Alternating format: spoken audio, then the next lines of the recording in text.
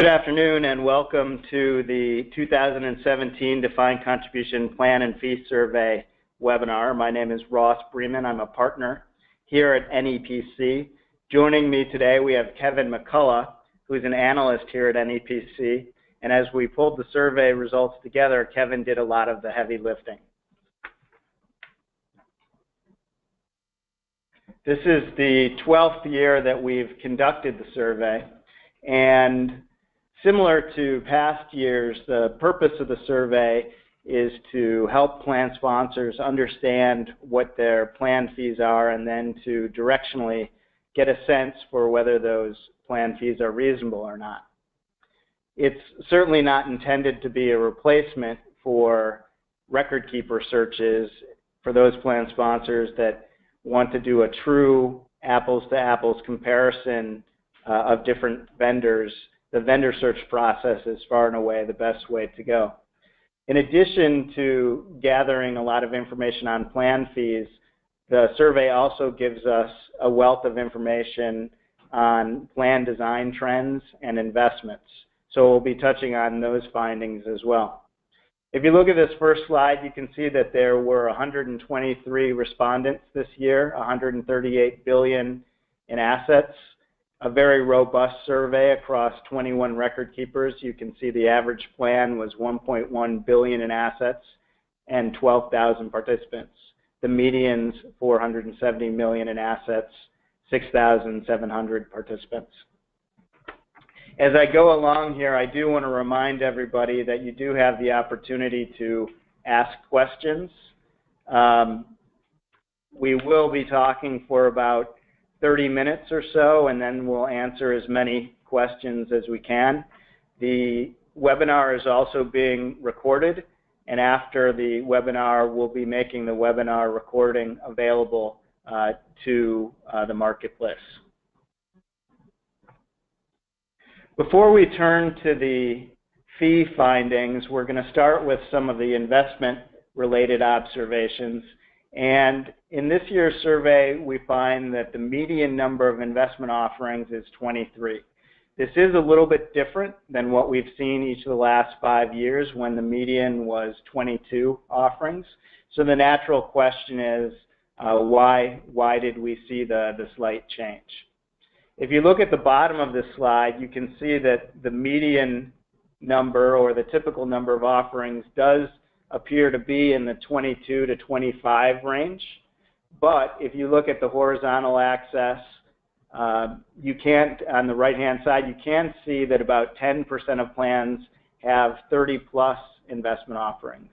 We did see a handful of plans come into the survey this year that still have 30-plus offerings. They haven't taken the less is more approach, at least as of yet. We're also seeing plan sponsors add additional target date funds. Target date funds are counted individually in our count of offerings, and as new target date funds are rolled out, 2055, 2060, 2065, that will lead to a slight increase in the number of offerings overall. And then the third observation I would make is that there's been a lot in the press about the active versus passive debate, and you'll hear Kevin talk about that in just a few minutes. To the extent that there has been a lot written about the merits of passive investments or passive investing, and the performance has been strong, we have seen some plan sponsors around the edges add a passive offering or replace an active offering with passive. And so I think those reasons explain why we did see this very slight uptick. It's not a major trend. It's certainly not a major change from what we've seen in the past, but it is a slight increase overall. It's probably not surprising to the folks on this call that target date funds continue to be the answer for most plan sponsors. Far and away, the majority of plan sponsors offer target date funds, and the majority clearly use target date funds as the QDIA. Assets in target date funds are also at an all-time high over the last 12 years that we've conducted the study. If you look at some of the other observations about target date funds, you can see that 1/3 of plans offer passive target date funds and 10% offer custom target date funds. I'll use this as an opportunity to talk a little bit about the white label trend and what we're seeing there. When it comes to white label funds, the largest plans in our study, typically large plans are viewed as being the innovators and the leaders with regard to plan design. The largest plans in the study, 60% of them have either white label core offerings, custom target date funds, or both. So I think it's important to remember that while the whole world might not focus on white label, at least today, it certainly has been the direction of the largest plans. With that, I'm going to turn it over to Kevin, who's going to talk a little bit more about the investment trends that we're seeing. Thank you, Ross. So I'll be covering highlights from a handful of plan design topics we've prepared comments around this year. First topic is one that I'm sure you've heard about, and as Ross mentioned, it's receiving a lot of attention recently, which is the active versus passive landscape. Over the next few pages, we'll illustrate a couple points about what this actually looks like in the DC plans in our survey. At a high level, the median plan offers 3 passive core options. Now, to put that in the appropriate context, consider Ross's comments from just a couple minutes ago that the median number of investment options is 23. Now, out of that 23, typically 11 or 12 would be target date options, which leaves 11 or 12 core options. Now, the big takeaway for us out of that number is that 8 or 9 of those 11 or 12 core options continue to be active options in DC plans. So while we have seen a lot of press around it and a lot of attention around the topic of passive investing, DC core lineups continue to be dominated by active investments. Approximately 54% of plans in the survey have the makings of what we're referring to as a passive tier to complement the active choices. The way we've defined that in the survey this year is a minimum of 3 passive investments, with one of those investments being a passive bond fund. And as Ross mentioned earlier, we do see at the margins plan sponsors adding passive investments. 11% of plans in the survey added an index fund either as a new or replacement offering in the plan. If you'll take a look at the chart on the bottom, we provide some additional information as far as the asset class prevalence of certain selected asset classes. The numbers you see at the top of each bar are the percentage of plans in the survey that offer a dedicated investment in that asset class. And we've also broken that down between exclusively active options, which you see in the green color, exclusively passive options, which you see in that dark blue color at the bottom, and then plans that offer both an active and passive option, which you see in that light blue color in the middle of the bars over on the right. We continue to see that the core building blocks of DC plans are large cap equity, intermediate bonds, international equity, and target date funds. These options appear in almost every plan in our survey. And we have seen a slight uptick. I'll just highlight a couple other asset classes further toward the left-hand side of the chart in spaces like emerging markets equity and real estate. While we do see more plans offering dedicated investments in those spaces, we really haven't seen a great shift in assets moving toward those investments. By and large, the bulk of the assets in DC plans remain concentrated on the core building blocks that you see over on the right-hand side of this chart. To get a better sense of how active and passive options break down in core equity, we did an additional analysis this year based on the traditional Morningstar style box. If you're not familiar what that is, you can take a look at the chart we put down at the bottom. It's a 3x3 grid. Where over on the left you have the market capitalization, large, mid, and small, and across the top you have the different equity styles, value, blend, and growth. Interestingly, only 4% of plans in our survey offer a dedicated investment in each one of these style boxes. DC plans, to Ross's comments earlier, by and large have really embraced the less is more approach as far as streamlining the core equity options that they offer in their investment menus.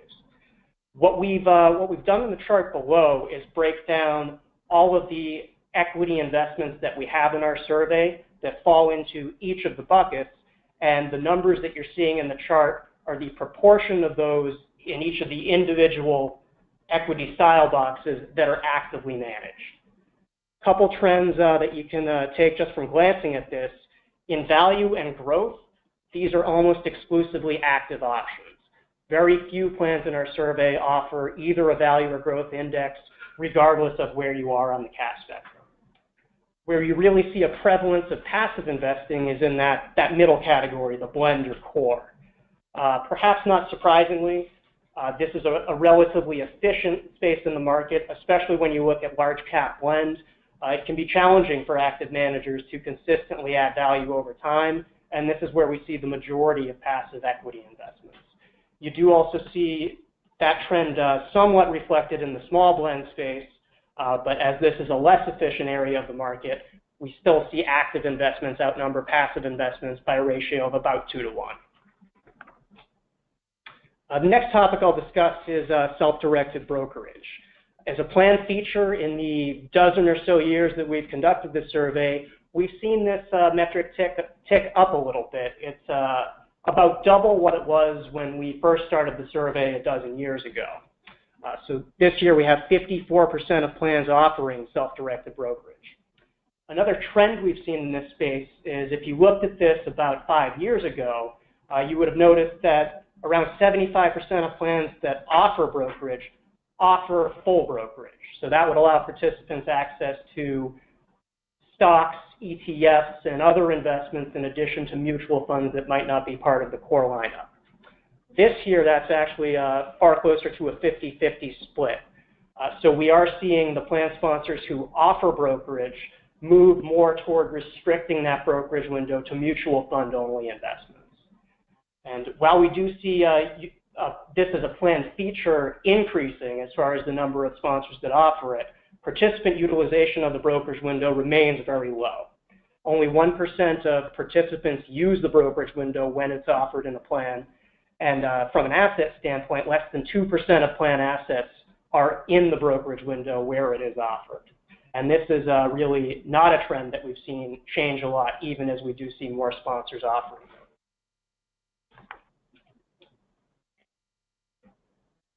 Another topic that's received a lot of recent attention are managed accounts. Managed accounts as a plan design role perform a similar function to target date funds in the sense that they'd be providing participants with a professionally managed asset allocation. While a target date fund is more of an off-the-shelf product that really only considers the expected participant retirement date, managed accounts go a little beyond that to tailor an asset allocation specifically to the participant's situation.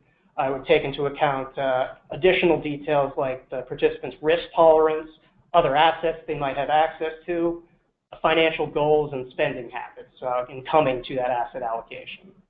We see managed accounts offered in 28% of plans in our survey, and that's not something we've really seen change a lot over the years, even as managed accounts have received more attention. So while there's been a lot of discussion around it, managed accounts really haven't proven to be a magic bullet solution for defined contribution plans.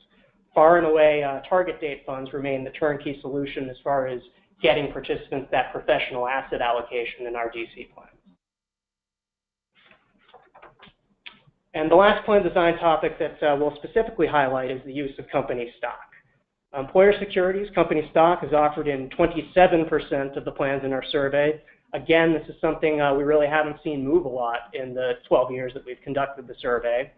That 27% figure can be a little misleading, only in the sense that every respondent in our survey isn't a publicly traded corporation.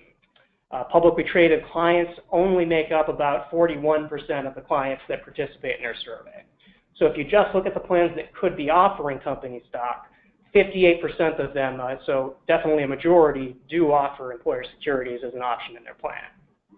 As we've seen in the past, the larger those plans are, the more likely they are to offer company stock. 72%, so almost 3 out of 4 plans that have more than 10,000 participants offer company stock as an option. Anecdotally, when we talk to plan sponsors about this topic, many, if not most, say that if they were starting a DC program from scratch today, they probably wouldn't offer company stock as an option. But that said, even with recent litigation over the last couple of years around company stock, we're really not seeing plan sponsors who have historically offered it moving away from it as an option in the plan. We do note here that 39% of sponsors who offer company stock limit the amount of participant assets that can actually be held in company stock. But for those employers who have offered it historically, we haven't seen any of them remove the option in their investment lineup. With that, I will pass it back to Ross to discuss the topic that always generates the most headlines in the survey, trends in plan fees. Thanks, Kevin. And I'd like to remind people listening to the webinar that we have received several questions. To the extent that you have questions, feel free to type them in, and at the end of our prepared remarks, we'll try to get to as many of them as we can. And then to the extent that we can't get to your specific question, we will provide our email addresses at the end of this presentation, and you can certainly follow up with us directly if you want more information. So as we turn to fees, it's probably not surprising that plan fees get the most headlines. Plan fees have been a front burner issue over the last decade, as we've seen dozens and dozens of fee-related lawsuits. This past year, we did see a slight change in the trend. While it may only be temporary, it certainly is noteworthy. If you look on this slide, you can see that defined contribution plan fees, whether we're looking at record-keeping fees on the bottom of this chart on the left, you can see record-keeping fees per participant, and you can see that last year the record-keeping fee, the median was $57 per participant. This year it was $59 per participant. Or if we're looking at expense ratios on the right-hand side, you can see that last year weighted average expense ratios, the median was 42.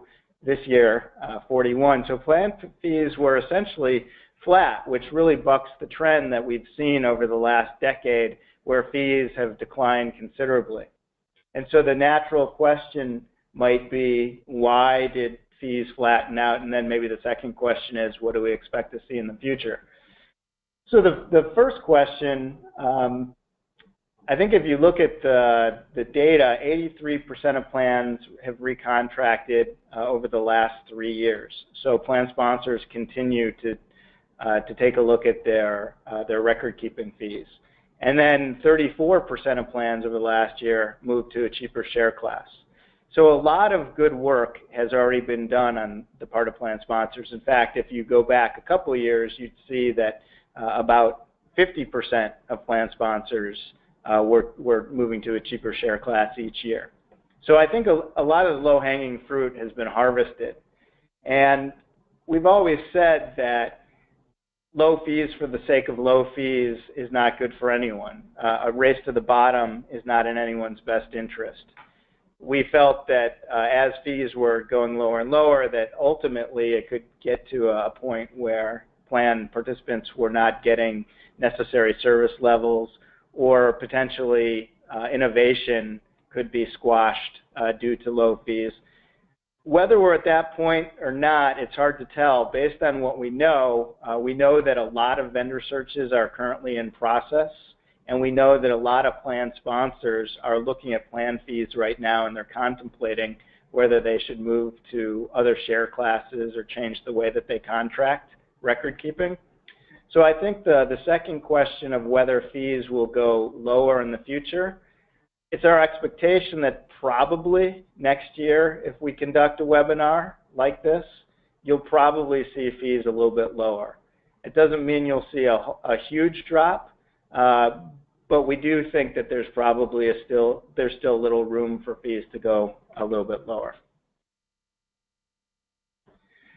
So beyond the absolute level of fees, we also take a look at how fees are contracted. And on this slide, we identify the different buckets that we use for contracting purposes. Bundled, all record-keeping fees are covered by some portion of the expense ratios. Fixed dollar, the record-keeping fees are an explicit fixed dollar fee per participant. Fixed basis point, fees are an explicit basis point level. Or other, it's a variation on the theme. You could have perhaps a fixed dollar head plus any revenue sharing that's generated. And in this year's survey, you can see the majority of plans are contracted on a fixed dollar basis. This is consistent with our finding last year as well.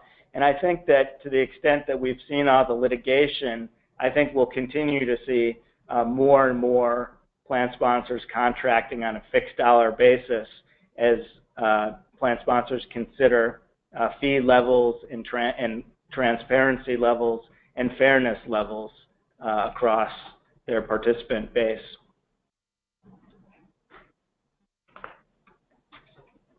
I think the trend towards contracting on a fixed dollar basis, it's not just the largest plans that have moved in this direction, it's certainly the smaller plans as well. If you look on this slide on the right-hand side, you can see on the horizontal axis numbers of participants, and then on the vertical assets. So we've circled the largest plans in terms of participants in dollars, and then the smallest plans in terms of participants in dollars. And you can see that both large and small plans are contracting on a fixed dollar per participant basis. The same is not true if we look at bundled plans on the left-hand side. If we look at bundled plans, it's only the smaller plans in terms of number of participants and asset levels. So the move towards contracted record-keeping fees clearly contracting on a per participant basis for both large plans and small plans. After we take a look at how fees are contracted, the next question is, how do participants pay those fees? And I know there's been a lot of conversation about revenue sharing. Certainly the lawsuits focusing on fee share classes and revenue sharing. Revenue sharing is perhaps a dirty word in many circles. The reality is that far and away the majority of plans still make use of revenue sharing to pay record-keeping fees. You can see 70% of plans use revenue sharing to pay record-keeping fees. To the extent that there is a move towards greater fairness and transparency, you can see that 29% charge participants some sort of fee directly from their accounts. So again, revenue sharing continues to be the most prevalent way to pay fees. Flat dollar becoming more prevalent. 8% still make use of a fee accrual. We can unpack revenue sharing a little bit more, get into the weeds certainly a little bit more. 77% of plans have some level of revenue sharing. What are the other trends beyond the fact that some plan sponsors may want to move to cheaper share classes? The reality is a lot of plan sponsors are trying to figure out if there are ways to not only reduce revenue sharing but potentially eliminate it. To the extent that revenue sharing exists, plan sponsors certainly want to cap revenue sharing dollars that are generated. You can see plan expense reimbursement accounts are at their highest level in the survey history at 59%. And to the extent that revenue sharing, excess revenue sharing is available, it's certainly only rarely kept by the record keeper. If we look at the bottom of this slide, you can see that 24% of plans return revenue sharing to participants. 30% of plans have no revenue sharing. To the extent there's excess revenue on the right-hand side, you can see only 5% of plans keep, 5% of record keepers keep excess revenue sharing.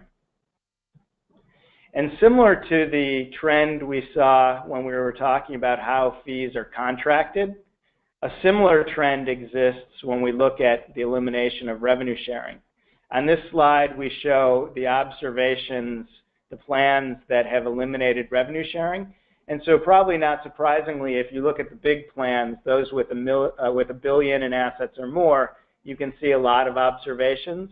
But we also see a lot of observations on the left-hand side, those plans with under 500 million in assets.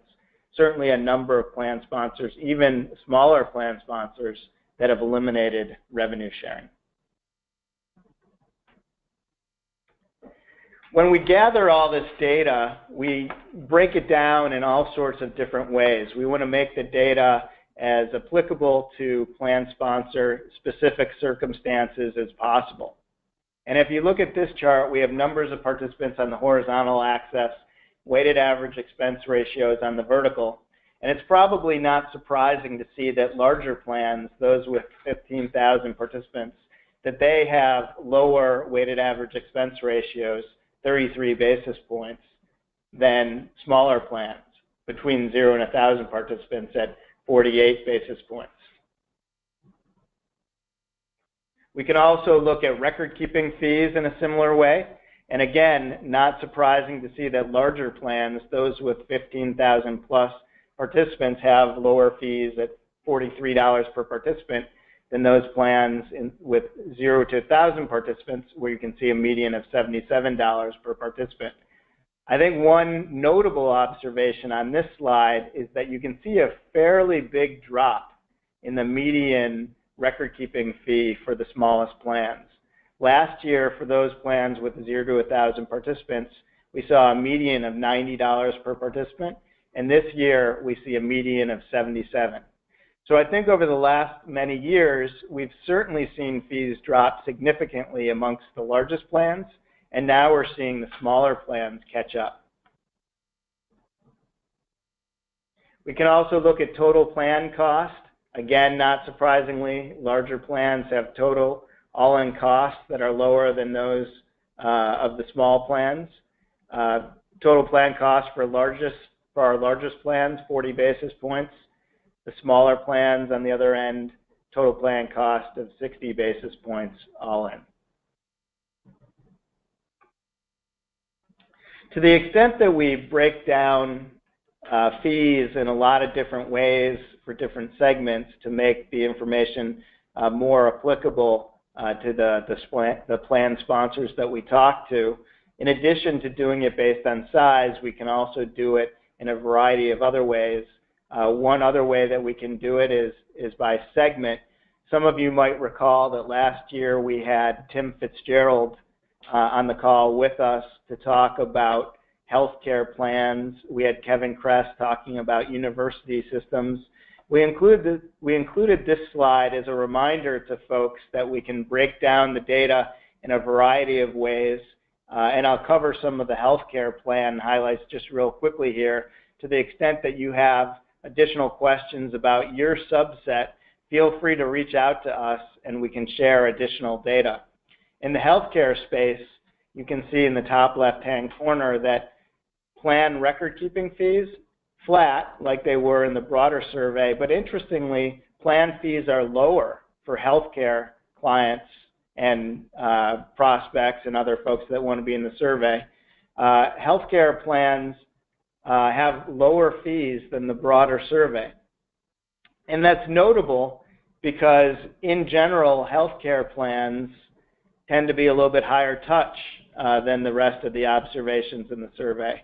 So it's interesting that fees have come down even more in the healthcare space, despite the fact that record keeping is not any easier. In fact, it might even be harder in the healthcare space. Bottom left, you can see that investment expense ratios also flat for the healthcare segment, but higher than the broader survey. In the healthcare space, balances are lower on average, and so greater basis point levels are needed to generate the revenues to cover record keeping. That's especially true given what we see in the top right-hand corner, that basis point mechanisms are still more prevalent in the healthcare space than what we see in the broader survey, where there's been more focus on the fixed dollar per participant record-keeping mechanism.